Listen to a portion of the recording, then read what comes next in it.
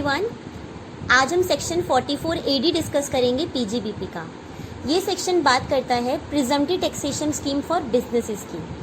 अब होता क्या था कि जो स्मॉल बिजनेसेस होते थे उनको अगर बोल दिया जाए कि आपको बुक्स ऑफ अकाउंट्स मेंटेन करना है, यानी कि आपको जर्नल बनाना है, आपको लेजर बनाना है, आपको फाइनेंशियल स्टेटमेंट्स प्रिपेयर करनी है, तो वो लोग अपना सर पकड़ लेंगे कि अरे ये डेबिट क्रेडिट क्या होता है या फिर ये लेजर क्या होता है। इवन अगर उनको अकाउंट्स का नॉलेज भी है तो भी उनके पास इतना टाइम नहीं होता कि वो बैठ के डेबिट क्रेडिट की एंट्री करेंगे या फिर अपना हिसाब बनाएंगे, जैसे proper books of accounts maintain करेंगे। तो ऐसे स्मॉल बिजनेसेस को एक ऑप्शन दिया गया कि अगर आप अपनी बुक्स ऑफ अकाउंट्स नहीं मेंटेन करना चाहते तो हम आपके ऊपर कोई कंपल्शन नहीं देंगे, आप कोई बुक्स ऑफ अकाउंट्स मेंटेन मत करो, आप जैसे रिकॉर्ड बनाते हो आप वैसे ही मेंटेन करो, जैसे आप रिकॉर्डिंग करते हो अपनी एंट्रीज वगैरह की, आप वैसे ही ट्रांजेक्शन्स की एंट्री करो। हम क्या दे रहे हैं, आपको एक ऑप्शन दे रहे हैं जिसका नाम है प्रिजम्प्टिव टैक्सेशन स्कीम। आप इस सेक्शन को ऑप्ट कर लीजिए, आप इस स्कीम को ऑप्ट कर लीजिए, तो आपको कोई भी अकाउंटिंग करने की ज़रूरत नहीं है। तो देखिए इसमें क्या बोला गया कि ऐसे कौन से बिजनेसेस हैं जो इसके लिए एलिजिबल होंगे। तो इसके अंदर वही बिजनेसेस एलिजिबल होंगे जिनका टोटल टर्नओवर या ग्रॉस रिसीट्स जो है वो 2 करोड़ से ज़्यादा नहीं है। तो यानी कि अगर उनकी ग्रॉस रिसीट्स या जो उनकी टोटल टर्नओवर है वो 2 करोड़ से ज़्यादा हो जाएगा प्रीवियस ईयर के अंदर, तो वो इस स्कीम को ऑप्ट नहीं कर सकते। बट अगर वो 2 करोड़ रुपीज़ तक है तो फिर वो इस सेक्शन को ऑप्ट कर सकते हैं। क्या ये सेक्शन हर पर्सन के लिए अवेलेबल है? The answer is no. ये ऑप्शन सिर्फ रेजिडेंट इंडिविजुअल, रेजिडेंट HUF और रेजिडेंट पार्टनरशिप फर्म को ही मिलेगा, यानी कि LLPs, company firm, AOP, local authorities, उनमें से किसी को भी ये ऑप्शन नहीं मिलेगा। सिर्फ आप रेजिडेंट इंडिविजुअल होने चाहिए या फिर आप रेजिडेंट HUF या फिर आप रेजिडेंट पार्टनरशिप फर्म होनी चाहिए जिनका बिजनेस का टर्नओवर जो है या ग्रॉस रिसीट 2 करोड़ रुपीज़ से ज़्यादा नहीं होनी चाहिए। इसमें स्पेसिफिकली बोला गया कि सेक्शन 44 AE वाले लोग जो कि उस बिजनेस में है जो कि प्लाइंग, हायरिंग या लीजिंग ऑफ गुड्स कैरेज में, यानी कि जो व्हीकल्स होते हैं, गुड्स जो सामान एक जगह से दूसरी जगह पहुंचाने वाले व्हीकल्स वाले होते हैं, उनके लिए एक अलग से सेक्शन बनाया गया है 44 AE। तो अगर कोई इंडिविजुअल या कोई बिजनेस इस व्हीकल का बिजनेस कैरी ऑन कर रहा है जिसमें कि गुड्स को एक जगह से दूसरी जगह लेके जाया जाता है, तो वो इस सेक्शन में कवर नहीं होंगे क्योंकि उनके लिए अलग सेक्शन बनाया है, तो उनके ऊपर ये सेक्शन एप्लीकेबल नहीं होगा। उसकी बात है कि क्या इस सेक्शन के अंदर बोला गया है, ये सेक्शन कहता है कि अगर आप बुक्स ऑफ अकाउंट्स मेंटेन नहीं करोगे तो भैया हमारे एक्सपेंसेस कैसे पता चलेगा, अब इनकम टैक्स अथॉरिटीज़ कैसे हमारा इनकम को कैलकुलेट करेगी। तो उन्होंने कहा कि भाई आपको अपने बिजनेस जो इंडिविजुअल है उसको ये तो पता है उसने पूरे साल में कितनी सेल की है। अगर आपको पता है कि आपने पूरे साल में 1 करोड़ रुपीज़ का सेल किया है तो आप 1 करोड़ रुपये का जो 8% होगा ना वो आपकी सेल्स, वो आपकी इनकम हो जाएगी। तो यानी कि जितना भी आपकी सेल हुई है या जितना भी आपका टर्नओवर है उसका 8% हम आपकी इनकम मान लेंगे, बाकी का 92% हम आपकी एक्सपेंस मान रहे हैं। तो हो सकता है आपकी एसेट डेप्रिशिएट हुई हो, आपने रेंट पे किया हो, आपने इंश्योरेंस पे किया हो, आपने टैक्सेस पे किए हो, आपने एम्प्लॉयज़ को सैलरी पे की हो, तो जो भी आपके खर्चे हैं वो हम आपके 92% मान रहे हैं और आपकी सेल्स का 8% हम आपकी इनकम मान लेंगे और आपको उस 8% के ऊपर आपको टैक्स देना होगा जो भी आपका स्लैब रेट या फिर आपका पार्टनरशिप फर्म को एप्लीकेबल होता है। इसके बाद इन्होंने बोला कि अगर आपने जो भी आपको अमाउंट रिसीव हो रहा है, जो भी आपकी सेल्स हैं या ग्रॉस रिसीट्स हैं, अगर वो आपको चेक से मिलती हैं या फिर आपको बैंक ड्राफ्ट से मिलती हैं या फिर आपको इलेक्ट्रॉनिक क्लियरिंग सिस्टम से मिलती हैं, तो अगर आपकी सेल्स का जो अमाउंट रिसीव हो रहा है वो इनमें से किसी से रिसीव हो रहा है तो हम आपकी इनकम 6% मान लेंगे। तो फॉर एग्जांपल अगर किसी ने 1 करोड़ रुपए की सेल की है ड्यूरिंग द प्रीवियस ईयर, तो अगर उसको तो कैश में अगर उसको अमाउंट रिसीव हो रहा है तो 8 लाख रुपीज़ उसकी इनकम मान ली जाएगी, और अगर उसको इनकम जो रिसीव हो रही है, सेलिंग प्राइस रिसीव हो रहा है वो अदर देन कैश है तो हम 6% यानी कि 6 लाख रुपये उसकी इनकम मान लेंगे। अब ऐसा क्योंकि उन्होंने यहाँ पे 6% लिया और ऊपर 8%, जो हमारी गवर्नमेंट है वो चाहती है कि इंडिया जो है वो कैशलेस इकोनॉमी बने, तो हम यहाँ पे ज़्यादा ट्रांजेक्शन्स जो हैं वो कैश में ना करके हम डिजिटल मोड में करें। तो इसीलिए बिजनेसेस को एक इंसेंटिव देने के लिए कि हम ज़्यादा से ज़्यादा पेमेंट्स कैश में ना लेके पेटीएम के थ्रू या फिर डिमांड ड्राफ्ट या फिर चेक के थ्रू एक्सेप्ट करें, इसीलिए बोला गया कि अगर आप अपनी पेमेंट्स को इन ऑप्शंस के थ्रू रिसीव करेंगे, एक्सेप्ट करेंगे, तो हम आपकी इनकम कम मानेंगे। और इनकम कम होगी तो हमें टैक्स भी कम लगेगा। उसके बाद है कि हमें डिडक्शंस कौन सी मिलेंगी। अब देखिए कह रहा है कि no further deduction would be allowed. अब एक बात बताइए कि क्या जो भी हमें खर्चे होने थे, चाहे मैंने रेंट पे करना हो, चाहे मैंने इलेक्ट्रिसिटी बिल हो, टेलीफोन बिल हो, फ्यूल के चार्जेस हो, रेंट हो, इंश्योरेंस हो, डेप्रिसिएशन हो, जब मैंने खर्चों को 92% मान लिया तो मुझे कोई और एक्सपेंस का अलाउंस नहीं मिलेगा, यानी कि मुझे कोई भी डिडक्शन नहीं मिलेगी। 30 से लेके 38 के अंदर कोई भी डिडक्शन नहीं मिलेगी इंडिविजुअल या जो भी बिजनेस है उसको। उसके बाद है written down value of the asset. तो क्या जो मेरी बुक्स होंगी उनके अंदर जो मैं एसेट दिखाऊंगी उनका वैल्यू क्या होगा, क्योंकि डेप्रिसिएशन तो मुझे अलग से मिला नहीं है, तो वो तो मुझे 92% मान के आपने एक्सपेंसेस बोल दिया कि 92% एक्सपेंस है, बाकी की 8% आपकी इनकम होगी जो भी आपका सेल हुआ है। तो मेरी जो एसेट्स है वो मैं अपनी बुक्स में WDV पे कैसे कैलकुलेट होगी। तो उन्होंने कहा कि जो भी आपकी एप्लीकेबल स्लैब रेट है, आपको पता होगा कि जो भी एसेट्स होती हैं उनको कैटेगरीज में डिवाइड किया गया है और हर किसी के लिए एक ब्लॉक ऑफ एसेट के लिए एक परसेंटेज जो है वो डेप्रिसिएशन का फिक्स्ड है। तो उन्होंने कहा कि मान लो कि आपको हमने डेप्रिसिएशन पूरा दे दिया तो आपकी WDV क्या होगी। फॉर एग्जाम्पल मैंने प्लांट एंड मशीनरी है, मेरे पास बिजनेस है मेरा, तो मेरे पास प्लांट एंड मशीनरी है, मुझे उस प्लांट एंड मशीनरी का अलग से कोई डेप्रिसिएशन नहीं मिलेगा, वो मेरा 92% जो मेरे खर्चे माने गए हैं उसमें वो आ गया है। पर जब मैं अपनी एसेट्स अपनी बुक्स में दिखाऊंगी तो मुझे अपनी एसेट को 15% से डेप्रिशिएट करना होगा और जो मेरा एसेट का वैल्यू बचेगा वो मेरा WDV होगा। तो यानी कि एसेट्स को आपको WDV पे ही दिखाना है, फुल वैल्यू पे नहीं दिखाना। मान लेना कि आपको पूरा डेप्रिसिएशन मिल गया है। इसके बाद है relief from maintenance of books of accounts and audit. तो जैसा मैंने आपको बोला कि इन पर्सन्स को जो है इनको रिलीफ मिल गया कि अब इनको कोई भी बुक्स ऑफ अकाउंट्स नहीं बनाना है, और जब बुक्स ऑफ अकाउंट्स ही इन्होंने मेंटेन नहीं किया तो ऑडिट की तो बात ही नहीं होती। ऑडिट तो बुक्स ऑफ अकाउंट्स का होता है, तो जब मैंने अकाउंट्स ही प्रिपेयर नहीं करे तो उनका ऑडिट भी नहीं कराना होगा।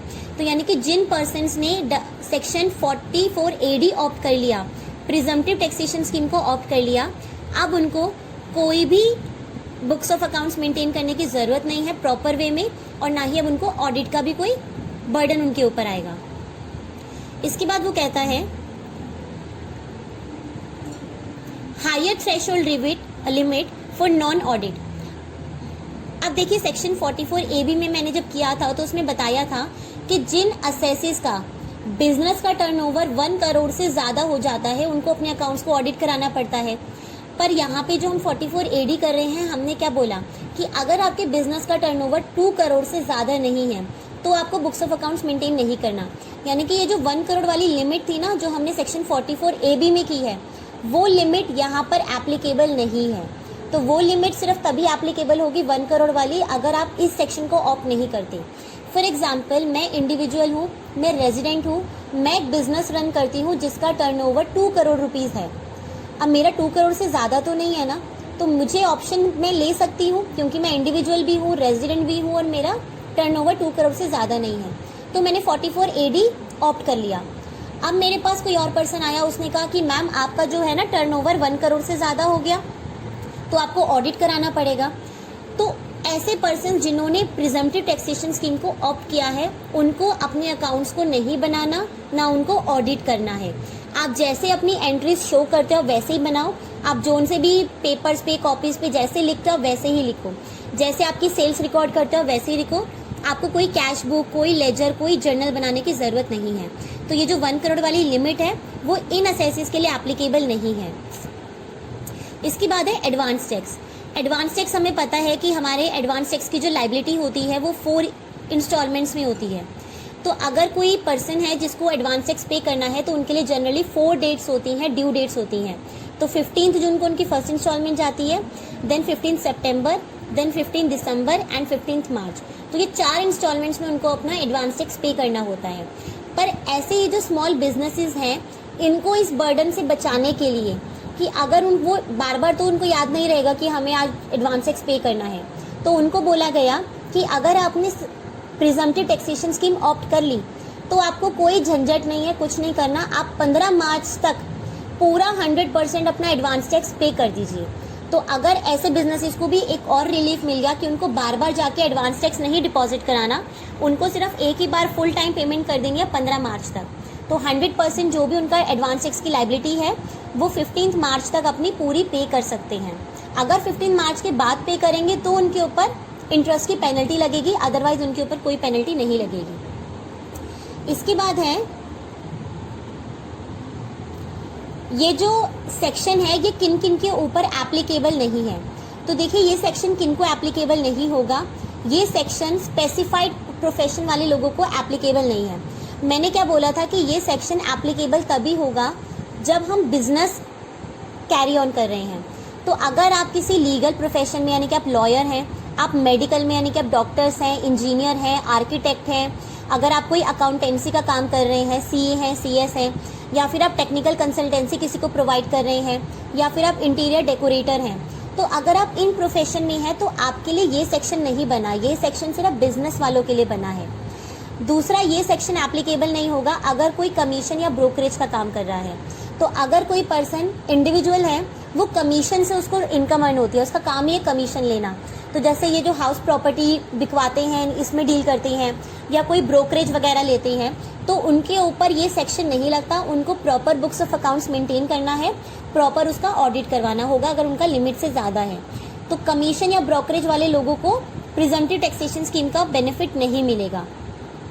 तीसरा है कि ये पर्सन्स जो एजेंसी का काम करते हैं, तो अगर किसी ने एजेंसी ले रखी है किसी भी कंपनी की, तो अगर एजेंसी वाले बिजनेसेस हैं तो भी उनको ये ऑप्शन नहीं मिलेगा, उनको भी अपने books of accounts proper maintain करने पड़ेंगे।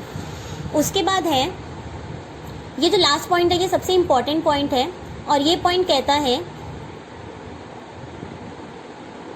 Where an eligible assessee declares profit for any previous year.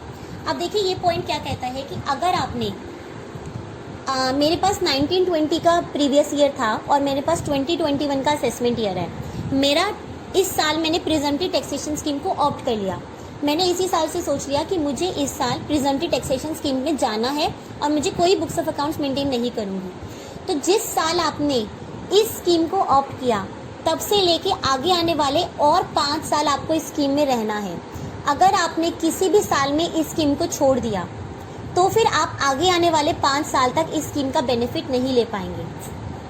मैं दोबारा रिपीट करती हूँ, अगर आज इसी असेसमेंट ईयर में 2021 में मैंने बोला कि मुझे ये स्कीम अच्छी लग रही है, मुझे ना तो बुक्स ऑफ अकाउंट्स बनाने हैं, ना मुझे ऑडिट करवाना है, तो भाई मैं अपना 8% के अकॉर्डिंग टैक्स पे कर दूंगी।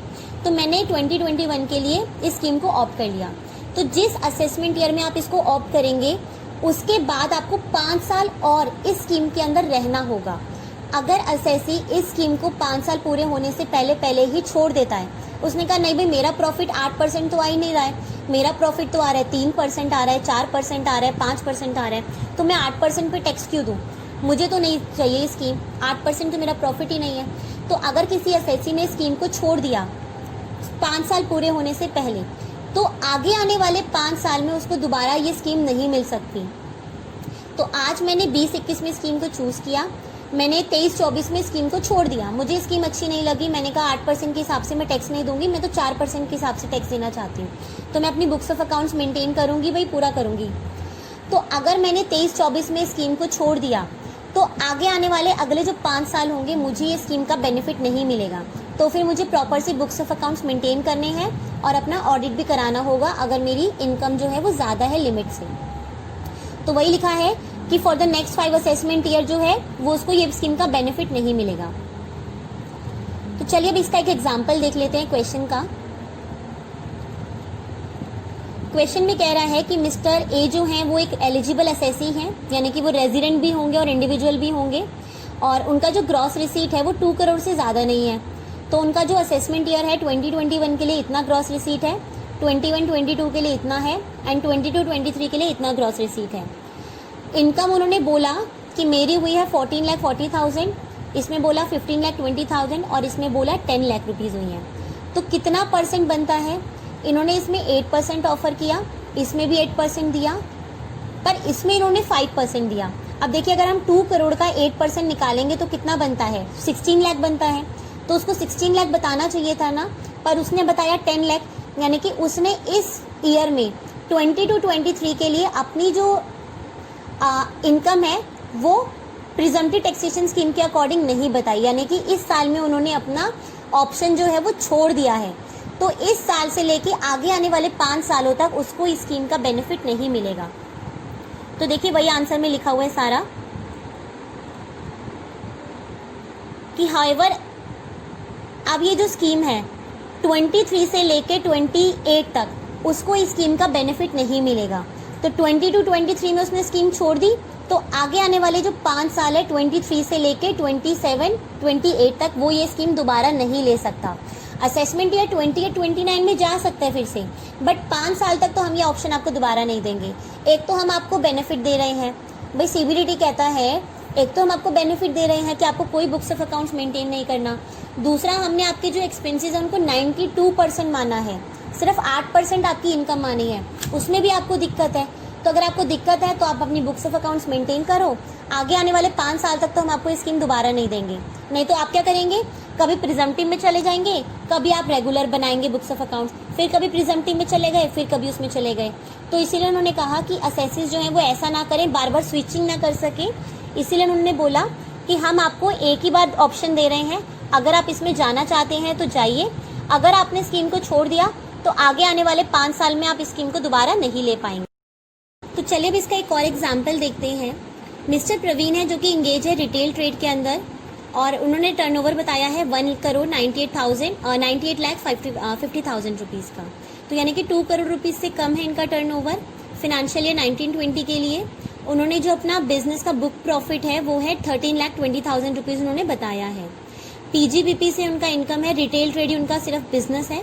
और 1920 में फर्स्ट टाइम उन्होंने अपना जो इनकम थी वो सेक्शन 44 AD के अकॉर्डिंग डिक्लेयर किया है, यानी कि 1920 असेसमेंट ईयर में उन्होंने फर्स्ट टाइम स्कीम को ऑप्ट किया है। तो वो कहता है कि क्या मिस्टर प्रवीण एलिजिबल हैं इस स्कीम को ऑप्ट करने के लिए।